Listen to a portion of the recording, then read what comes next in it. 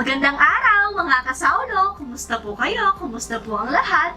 Ngayong araw po ay magmumukbang tayo ng burger steak ala Jollibee. Ayan, pangatlong burger steak ala Jollibee na natin to na humake ko po. Ayan po yung link sa taas ng recipe ko.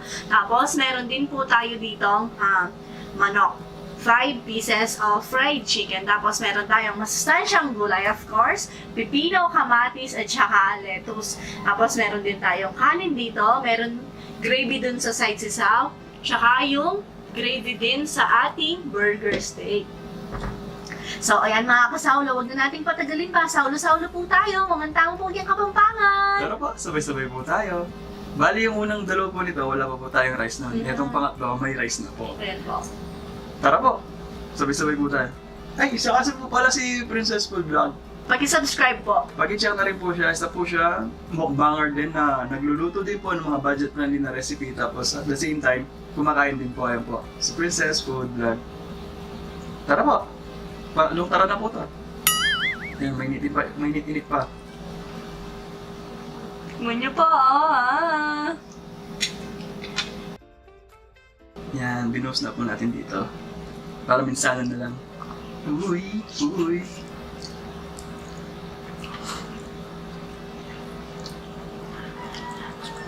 Recipe po, let's try.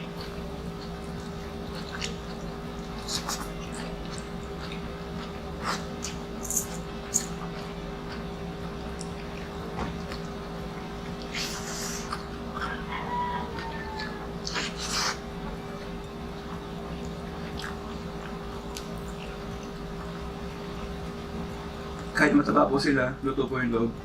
Umusok pa ako.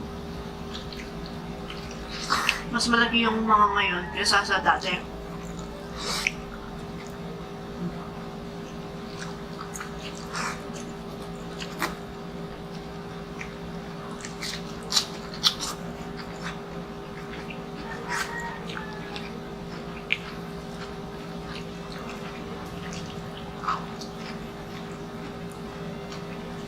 Gravy, hindi ka siya.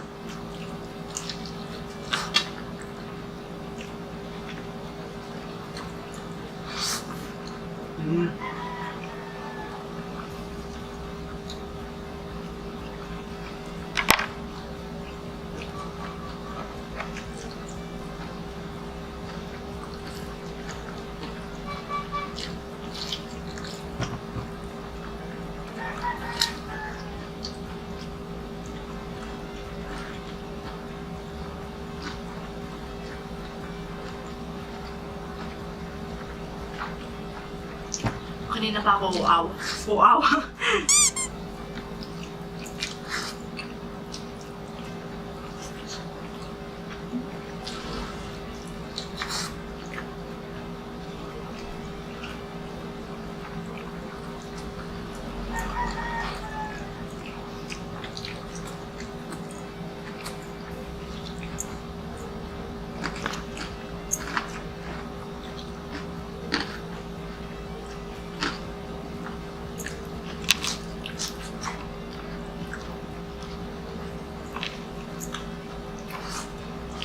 Laki na.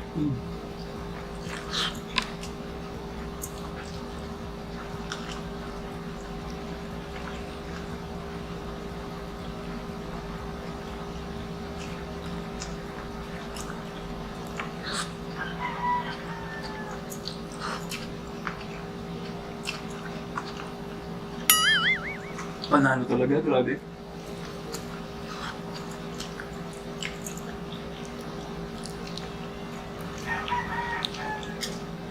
Timbang po niya, oh. Bali 1 kilogram pala tong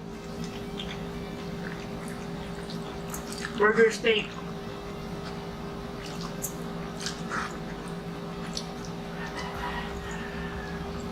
Malaki ng manok, oh.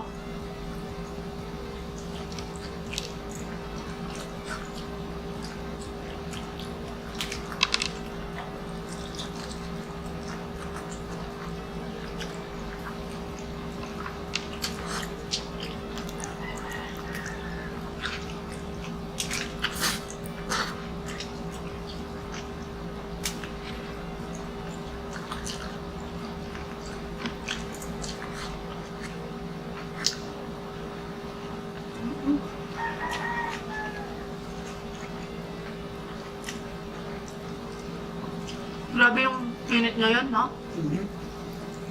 Summer feels. Parang summer talaga. Parang hindi magpapasko, gano'n. Yung klima. Every year, ganyan na eh.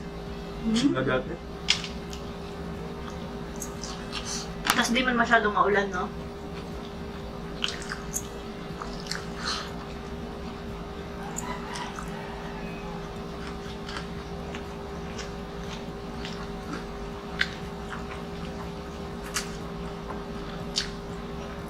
Okay lang sana yung ulan na madidiligan yung kalupaan, ganun. Huwag lang sanang bagyo eh. Yung parang ganun. Yung ulan ngayon, magkakasakit ka ba eh. After ng ulan ng ilang segundo, Mainit. masingaw.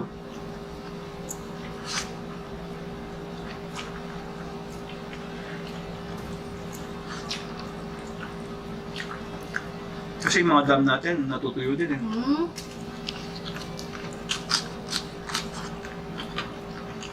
Kaya lagi uminom po tayo ng tubig.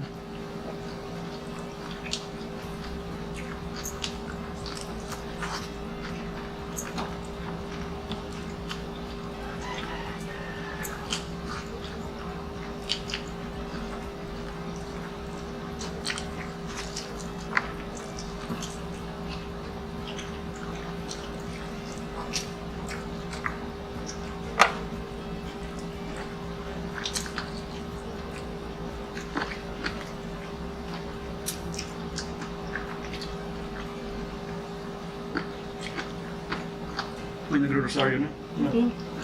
Galing! Yung sa last video natin, ayan, pinag-uusapan natin, may andat nagmamukbang tayo. Pag nagmamukbang tayo, may nagro-rosaryo na. Natatapat. Parang oras natin, ganun.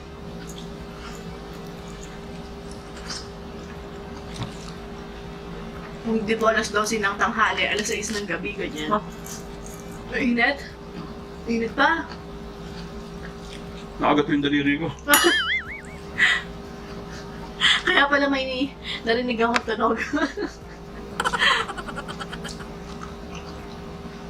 Malaki, oh.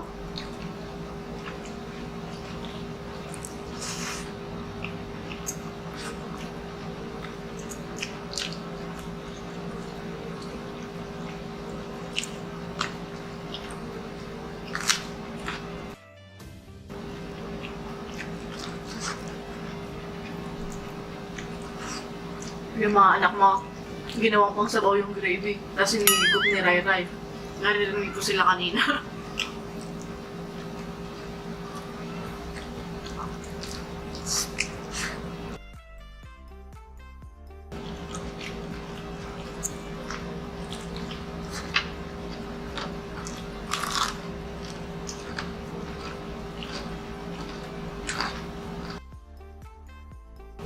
Ganito kataba yung mabibili mo kapal yung sa mga fast food, no? Bawi ka.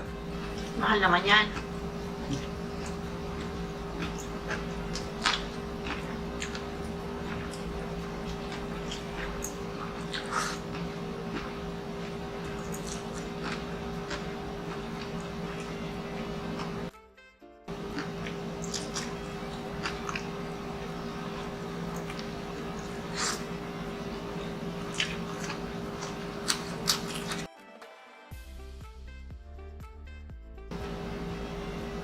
Ay, thank you, Lord. Napaka-solid po.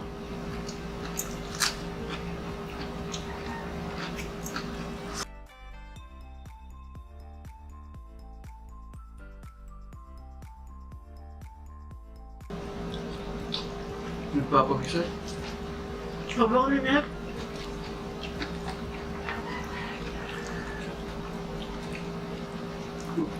Nahati oh, nahati. Sobrang moist po niya sa loob. Kasi hindi ko siya in-overcook.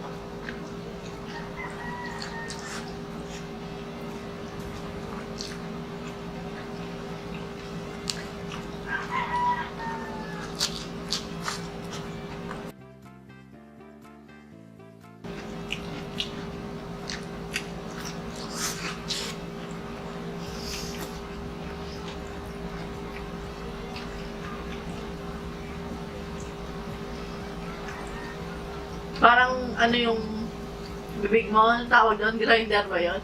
Ay, hindi. Giniling, panggiling. Panggilin.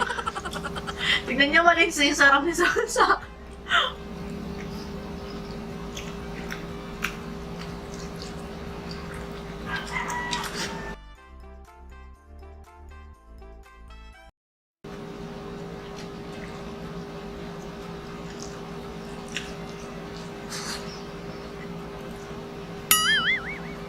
Nakalima ka na.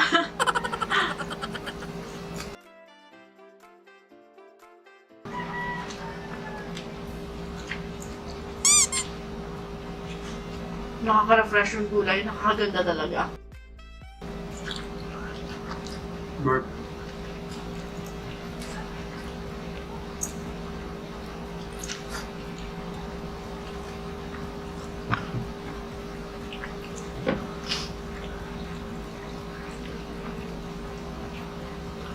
Papawisan mo. Thank you, ah. Kung nagpapawisan ka. Init.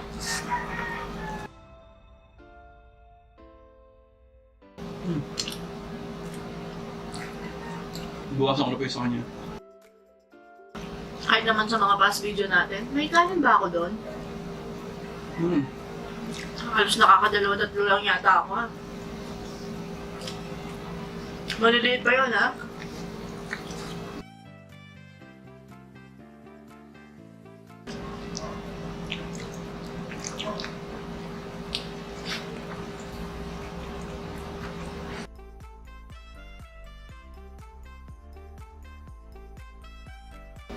Kaya po pala wala tayong video ng mga ilang araw din eh. Pag minsan, lang, naatake na naman po tayo ng mga anxiety, parang ganun yung pagkapraning, parang ganun. Mas sobra na naman sa pag-iisip. Kaya kung ano-ano yung mga nararamdaman, ganyan. Kaya ito po, kahit pa paano, nakabalik ulit. Dati kasi, nung tinamaan ako ng ganun, hindi ko pinagsasabi eh.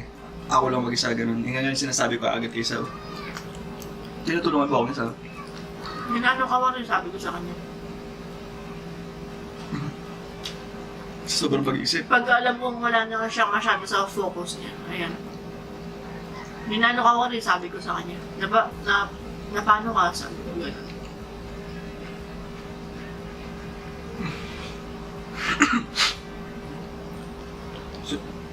Kasi po, yung mga dumadalas ng gano'n, depression, anxiety, kailangan nila ng karamay, huwag natin silang i-judge. Kailangan nila ng karamay. Kaya di po natin ma-explain yung nararamdaman nila. Hindi ako dati sabi ko, malakas ako, hindi ako tatamaan ng gano'n. Yun na, tinamaan po ako.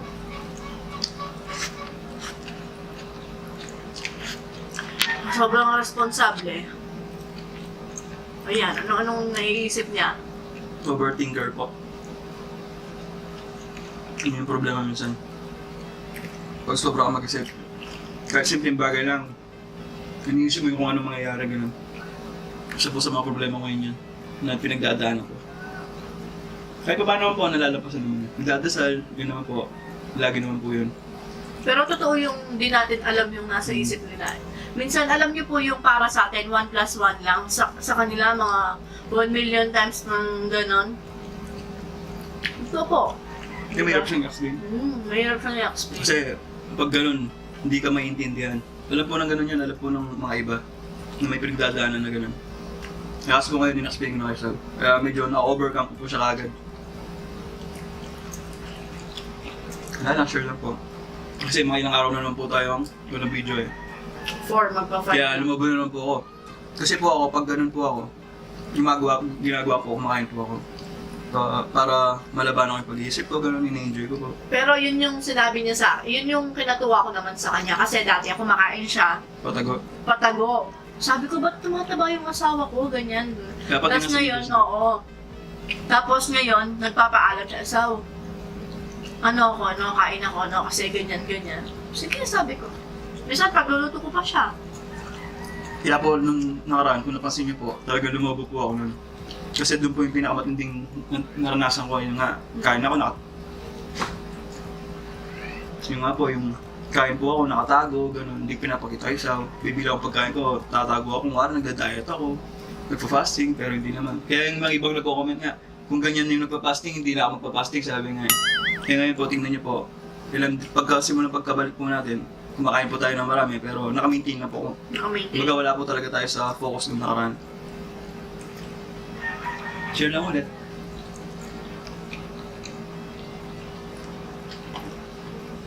Para may topic tayo. Para may topic tayo kahit paano. Kanina pa tahimik eh. Gamit nagsasuggest, yun nga. Sa dulo na lang yung mga topic natin. Para focus muna sa pagkain. Minsan kasi hindi mapigilan eh. Siyempre, naka-ano na tayo sa mga kasaulo natin. Naka-connect na tayo, di ba?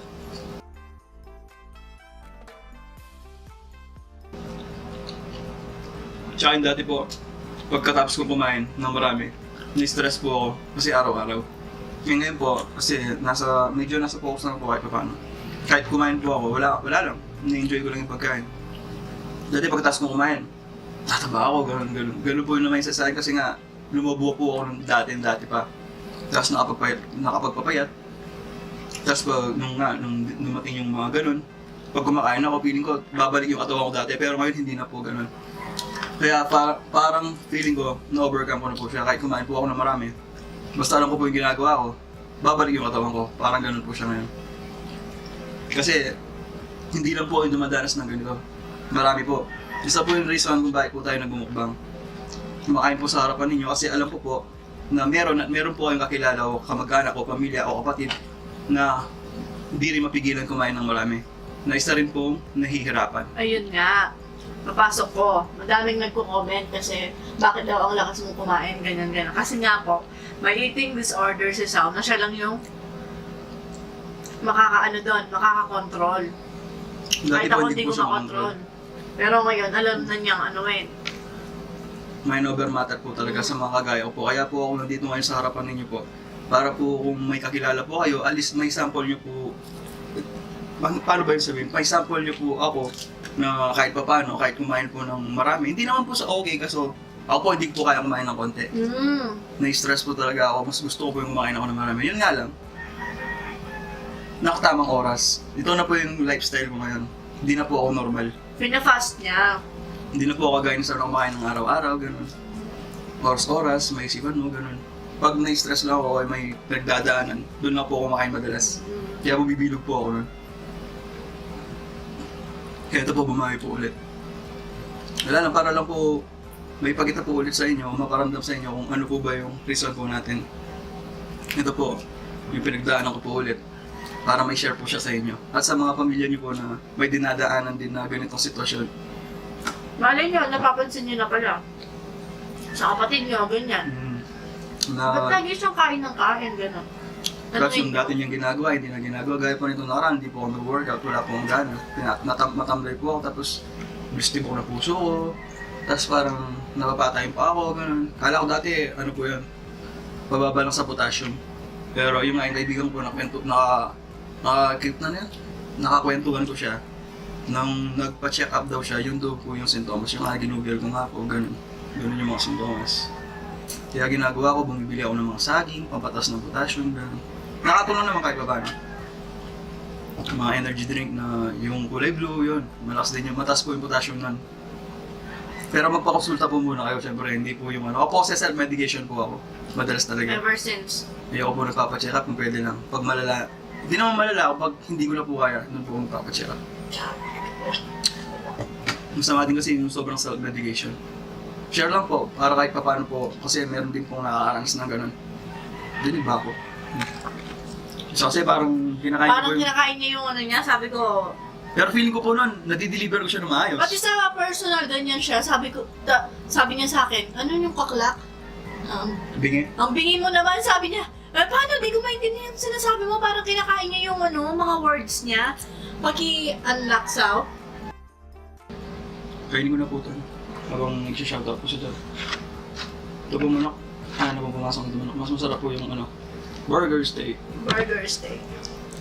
Mas masarap po. Nakwento eh. Sarap po yung kwentuhan, ganyan. Kasi alam mo talaga, may maraming kagaya ko sa nakakaranas ng ganito. Advance shoutout po pala to na mag-birthday ngayong October 3 kay Charis Gonlao. October 4 kay Ate Emeline Aison, ayan. Shoutout birthday kay Ate Mariette sa October 16, ayan din po.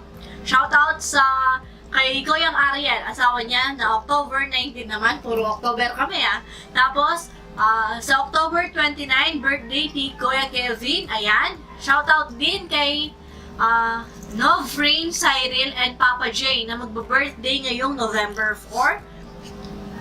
At shoutout din kay Princess Ocampo, magbe-birthday ngayong November 15. 29 na po, inunahan ko na. Kala ko na paano siya, sabi niya. Kaya pala, patay na yung camera. Ayan. Shoutout din kay Jansen, na pinsan ni Sal. Ayan, kay Ate Joyce Pineda at kay Joseph Manalo. Shoutout din kay Rayan Manlutak, Ami Lugtu, Jovi Lugtu, at Heart Lugtu. Ayan. Shoutout po sa inyong lahat.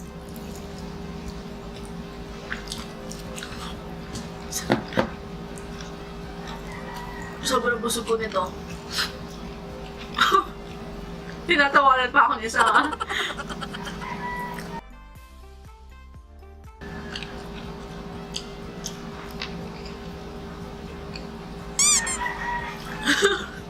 Ganyan po kami ni Sao. Ganyan po talaga kami. Yung konting-konti na lang yung kanin ko. Di ko pa isang subo na lang di ko maubos. Kaya napipikon po ako dati sa kanya. Diba, isang ano na lang, sabi niya gano'n. Busog! Malasa ng Sao. Huwag niyo pong kalimutan yung recipe natin ng burger steak. Yung Ayan. bilog po, pagpindot na lang po yung bilog. Oh, solve. Sod? Thank you po sa pakikinig.